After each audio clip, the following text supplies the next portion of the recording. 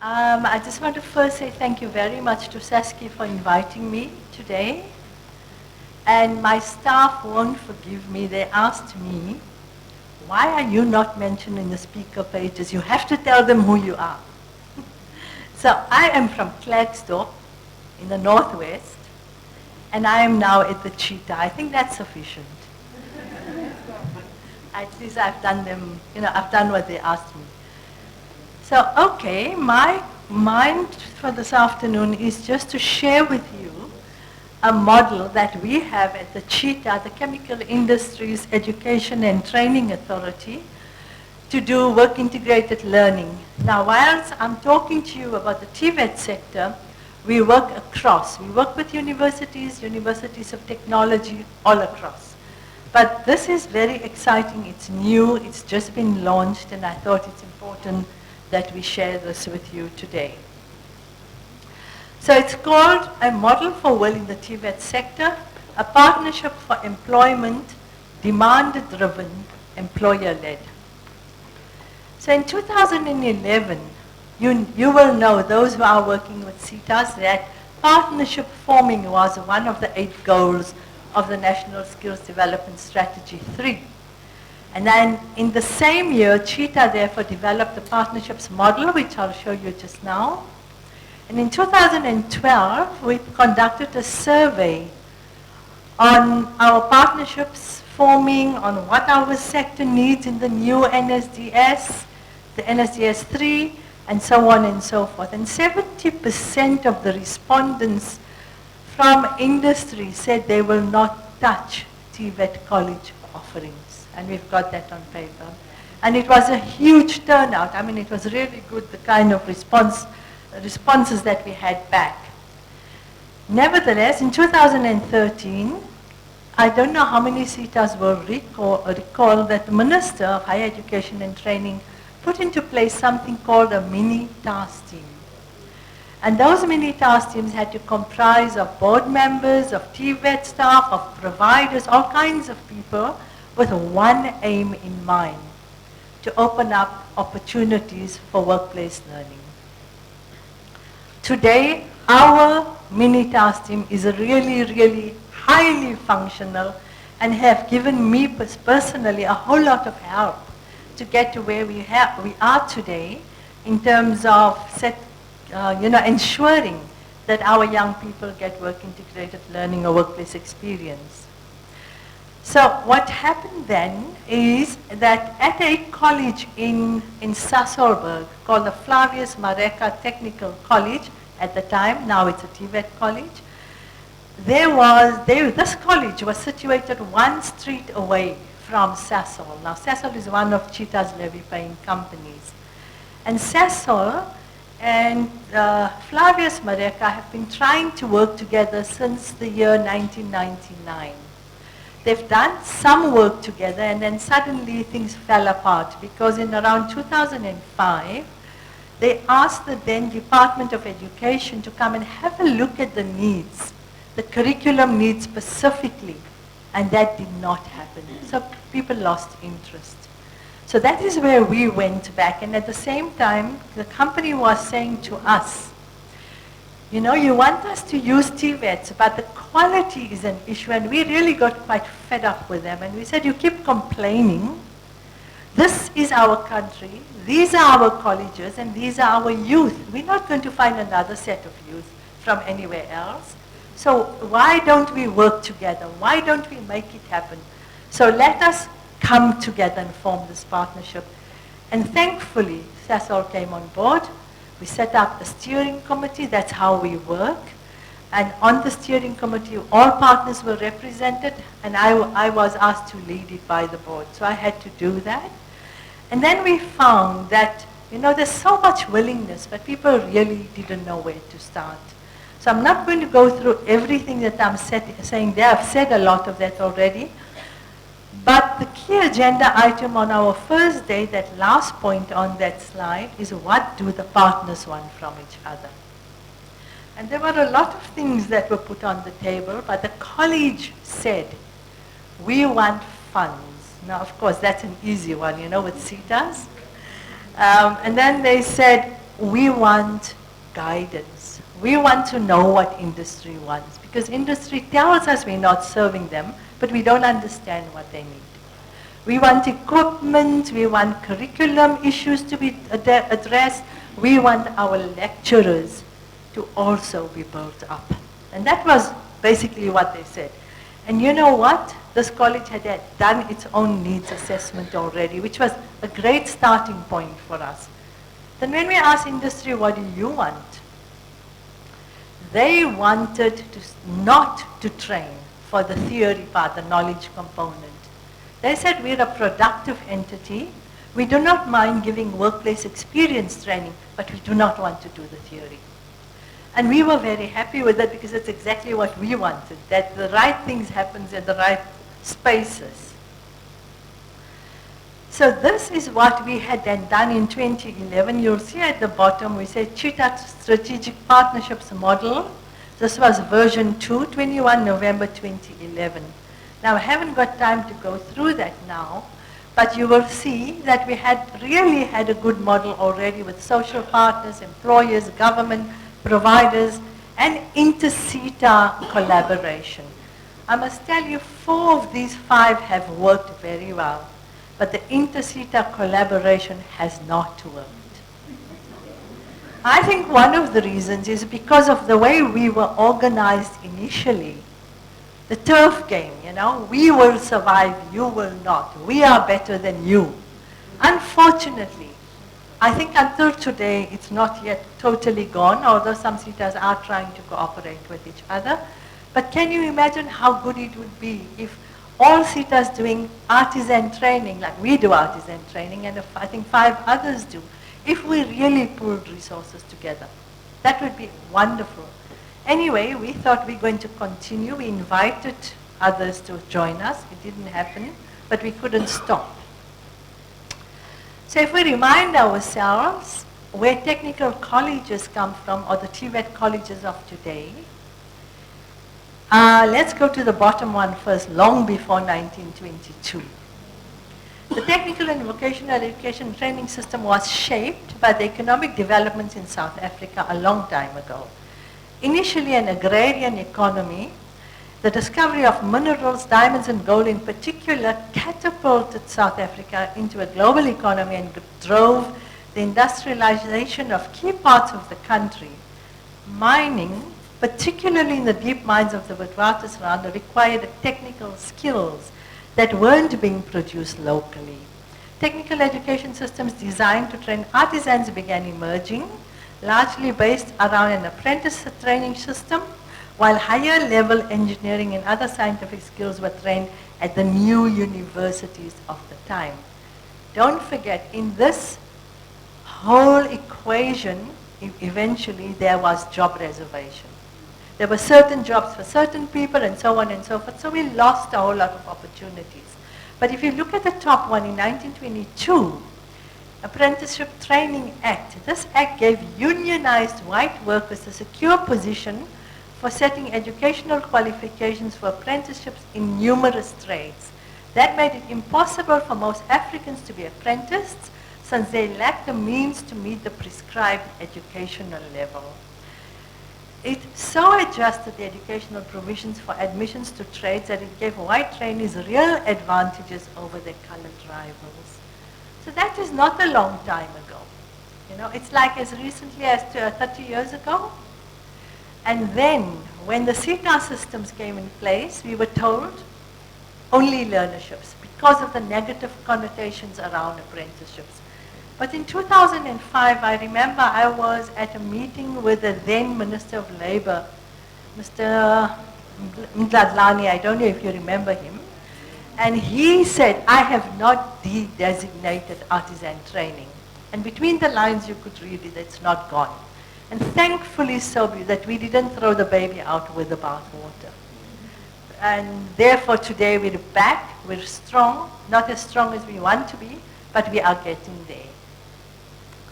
Now, UNESCO in 2012 also provided clarification by defining human capital TVET provisioning as follows: demand-driven, and its curriculum as competency-based, And it further emphasized that competency-based training pays more attention to learners and their ability to master practical tasks and to acquire competence than to the level or type of certification or the length of training.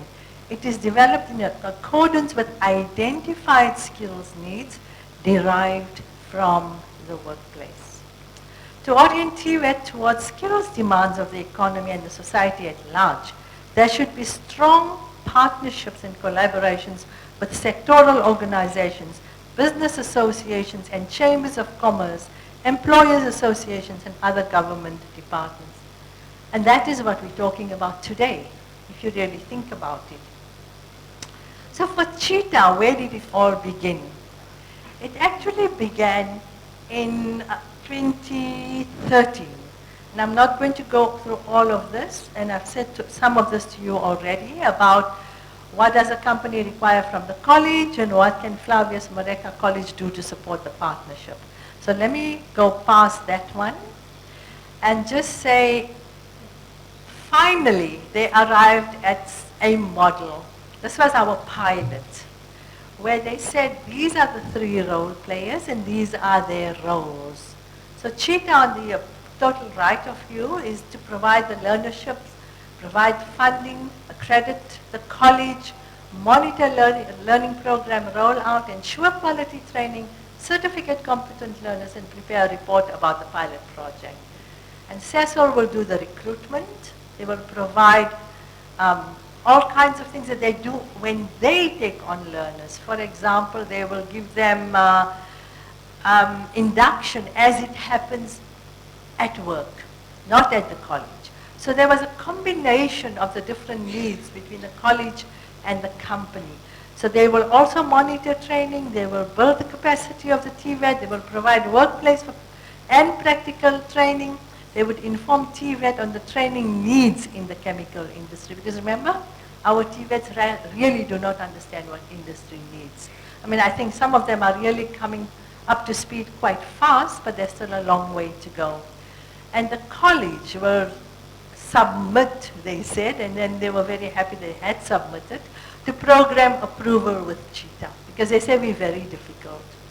You know, our standards are too high and they'd rather go somewhere else, but then they came to us, and I think today they're not unhappy about that.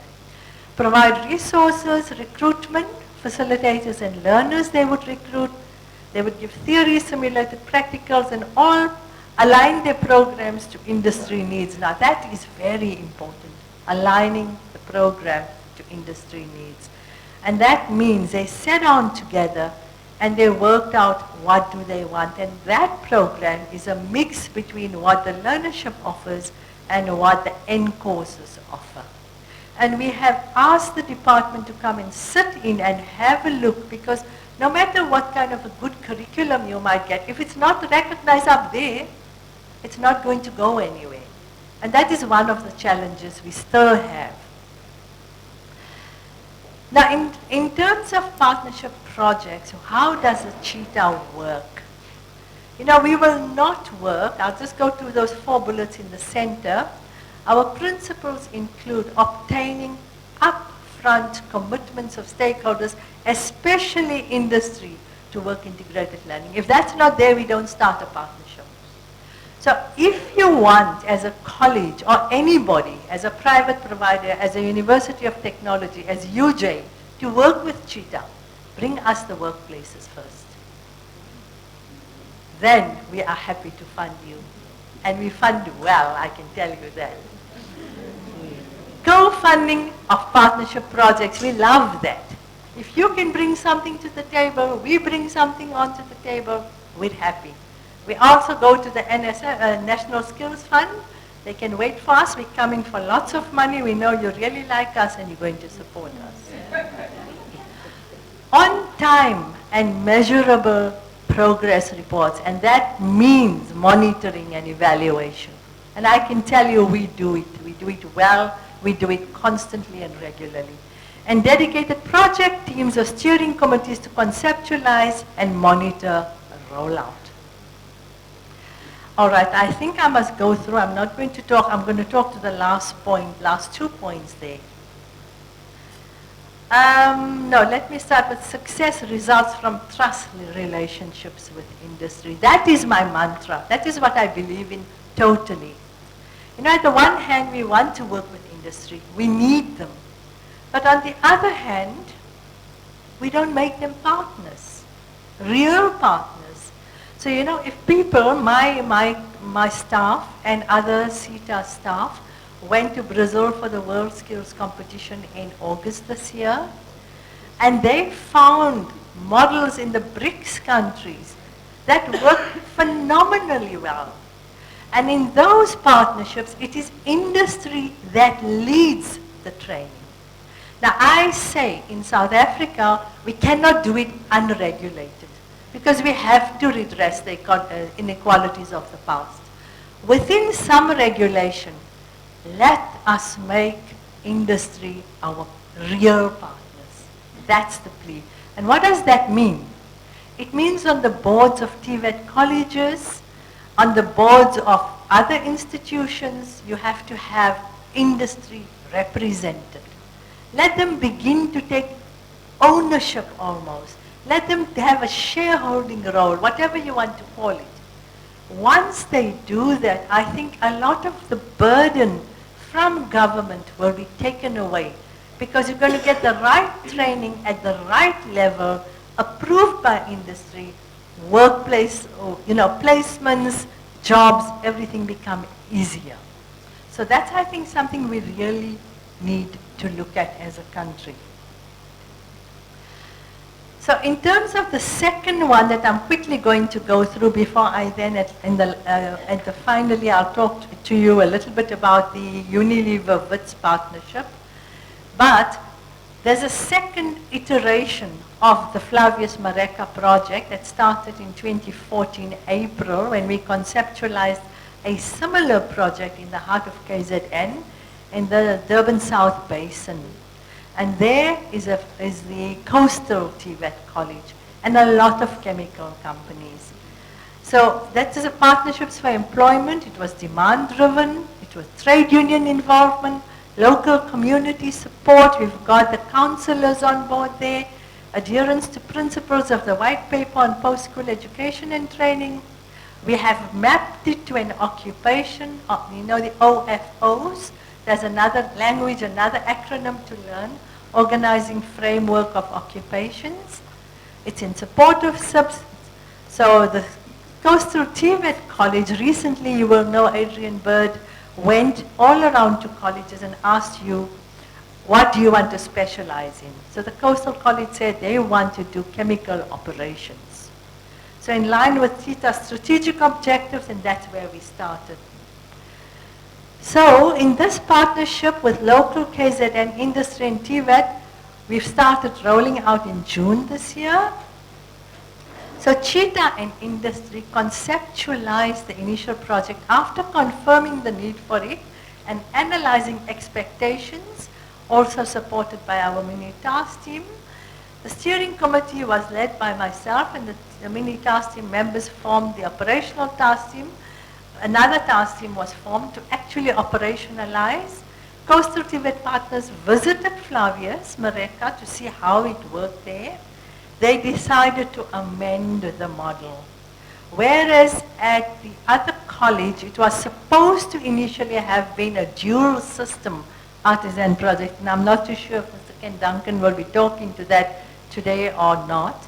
Maybe not, because that might not be the focus of this workshop, where we had wanted 4 days at the college, 1 at the company, but things didn't go right there. That's at the Flavius Mareka College. So Coastal then decided that they want to have a model where all the induction will be done by industry. I will talk to you about that just now. And 15 months will be at the workplace. And our companies have bought into that. And that is a great success. You know how difficult it is. We've been talking this whole morning about the difficulties of getting workplaces to open up. So there we've got 80 chemical plant operations, youngsters who are putting through a 3-year bursary program, not a learnership program, and 10 welders. And the curriculum has been repackaged in accordance with the needs of industry. So the chemical operator program is a combination of some of the NATED subjects offered by the Coastal Tibet College already, and the Learnership National Certificate in Chemical Operations Levels 1, 2, and 3. After a 3-year period, learners will exit the program sufficiently equipped with knowledge, competencies, as well as 15 months of workplace experience and be work ready. The workplaces will oversee the workplace experience, document the learnings, and conduct the assessments. So the workplaces will conduct the assessments. This way they know what they're getting. And so the methodology continued. Curriculum design, I'm going to the second point, has integrated academic learning and industry-based learning in a structured, monitored, and assessed learning program. Let me go further down. The final occupational assessment to determine the occupational competencies. And then it's a flexible program. So we've got in the program 15 companies working with the college, 15. And they are across. There are paint manufacturing companies, there's a pharmaceutical companies, companies in the petroleum and base chemicals, and each of them have come to the college where they have inducted these youngsters, and they've spoken about how operations work in their own spaces. So the youngsters have had an opportunity to understand what this thing is that is occupationally directed training. We also agreed that industry subject matter experts, SMEs, will be guest lecturers at the college. The model will allow for easy transition into employment, and we spoke this morning about the difficulties of workplaces becoming available. Industry is putting money down to build, that last bullet point, a pilot plant designed by industry experts. Cheetah funding is also part of that. An industry donation so that the youngsters can have simulated training before they even go onto the work sites for safety, occupational safety hazards, and so on and so forth. So that is really putting your money where your mouth is, and industry is coming to that party. So this is what the curriculum looks like. Year 1, Maths N1, Engineering Science N1, Plant Operations N1, and Engineering Drawing, and Theory of Chemical Operations at NQF Level 1. And then also in year 1, exposure to pilot plants and structured visits to chemical industry. And year 2 and year 3, I'm not going to go through that, but you will have a chance. I'm sure these slides will be sent to you. So there we are. This was April 2014. There's a meetings with the mini-task team and industry and company, again addressing the industry and the steering committee to really get the curriculum done.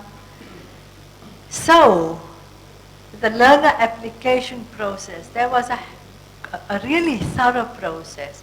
The planning had to be done, selection criteria were placed out. There were 300 youngsters from around the area who applied. We had a pre-selection induction, and the purpose of that was not simply to meet the learners, but to also give them some kind of career guidance. To say, do you know what you're going to do requires hands dirty? You're going to have grease on your hands. Are you prepared to work? A lot of them fell out. They didn't want that. Then they even asked the head of Cipla MedPro, you're in the pharmaceutical industry, what car do you drive? And then the man told them what he drives. Some said, we'll stay because we can get there eventually. So really, the point I'm making is it was very important to talk to the youngsters, to get their expectations, for them to listen what they're getting themselves into, and then to decide. So that became really key and critical. Another thing that industry spoke to them about in the induction was attitudes. Attitude to work, attitude to learning. what is going to be allowed and what is not. If you are working, if you've got to do a piece of job somewhere in a workshop, you will clean up, you will sweep, you will do this, you will do that. Youngsters got quite shocked. But I can tell you today, those youngsters, we just launched officially on the 21st of October, and they are ready to fly. They are going for it, they are positive, they are wanting to have this, and they are looking forward to a job. Now with 15 months at the end of the program in a company, I can tell you, most of those learners will be taken up into employment. And companies have already said to us that they will, and I know it's a time of recession and going down, but you know what? The cycle, the wheel turns. After a recession, you will go up again. And if you haven't trained, you're going to struggle to catch up. And that's been happening all the time, even in 2008. So recommendations for future projects out of this project, the last point. The project has had positive spin-off, attracting more industry partners to inquire about similar partnerships, also for P1 and P2. And I think we're working very much with Mangosuthu and other universities of technology and universities. And you know what I just heard the other day while I was in KZN? That Mangosuthu is doing a wonderful thing. Even their higher level S learners, S1, S2, they are thinking of putting them back to do parts of chemical operations NQF level 1 for the practical side, so that even if they are up there, they understand what industry wants.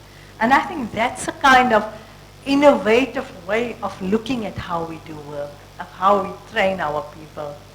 What we need is that the VSET branch of the Department of Higher Education and Training should participate and understand industry needs and assist us with curriculum repackaging, curriculum issues. Because that's my one fear. We're doing such good work. Where is it going to get to at the end of the day? Okay, I'm not going to talk to that. That was orientation. There are some of the youngsters. Mr. Sam Zondi from the college is welcoming them. There's Sipla MedPro's engineer talking to them. Pumi Mbambo, head of learning and development at SAPREF in KZN. Here are the 25 guest lecturers. Between them, 500 years of industry experience. One of them, 41 years. There's another one, Sheck, 10 years, Isogen Company, Transnet Pipelines. Transnet and Caterpillar. Caterpillar is the Toyota catalytic converter people. They don't pay their levies to Cheetah, but they're part of this project. The reason is we do not say we only work with chemical companies. If you can make a difference in the space that we operate in, learnerships that we do, in artisan training, in any of those areas, we will work with you. We will even give you grants. Because it's for the nation, it's not for us or you alone. 41 years experience, engine refinery. Okay, talking about the petrochemical processes. Head of operations training, SAPREF. Here's a process engineer doing an experiment in the induction phase. Subject matter expert, manager of ICI Dulux. Mungani Ngobo and Kolisi Ngobo from Blanco, joint lecture on oils and lubes manufacturing. So you can see we've given these youngsters a real grounding. Here's the head of Transnet Pipelines, Kumbulani Vezi, who also attended the orientation, Caterpillar, Toyota, and so on and so forth. These are lecturers from the college being trained. So we have really, really tried, and what we're doing is we're documenting this project from the start to end, what worked, what didn't work, what challenges, how it unfolded, so that we can share it with whoever wants to have the information. So the industries that were visited now in September, we took them for industry experience, and industry actually opened their doors. You know, the chemical industry is a hazardous place to be. But these are the ones that opened their doors, and the youngsters went in, had a look, were shown Ayesha water treatment, effluent plant, pump stations and valves, Ayesha South Africa. These are the companies that had worked with us. And yeah, partnerships with industry will ensure, it should be ensure, that, there you are, we are chemical industry right on top. Learning for jobs, that's what it is all about. As we heard this morning, you're learning to learn and you're learning for life. Life is what you're learning for actually from grade 1. You want the job at the end of it all. The end result can only be the beginning. After 21, 22 years, that's when you start. Graduation to employment, easy transition into employment. So the success was achieved through focus, dedication, and concerted effort from staff of Cheetah and the college, patience in planning and listening, and suitable funding model. I tell you that 4th year, industry is going to fund, not Cheetah. At their cost, all the stipends, all the monies they give, doing homework thoroughly before your project begins. Participate in the project rollout planning together with industry and hearing industry, not merely listening. TVET pilot plant being designed. We'll try to accept NFF funds, yes. I know who's here and you've heard us. The success of project, it is spreading like wildfire. We're starting now in PE, with the companies around there in the Eastern Cape with a similar project.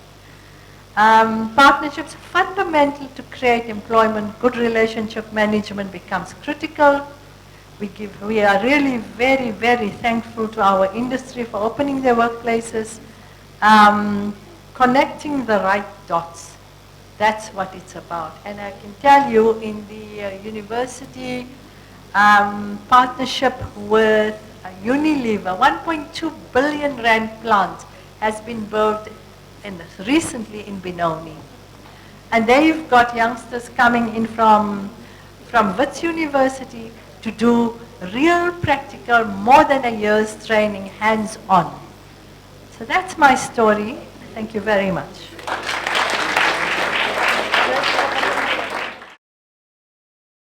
The University of Johannesburg. Rethink, reinvent.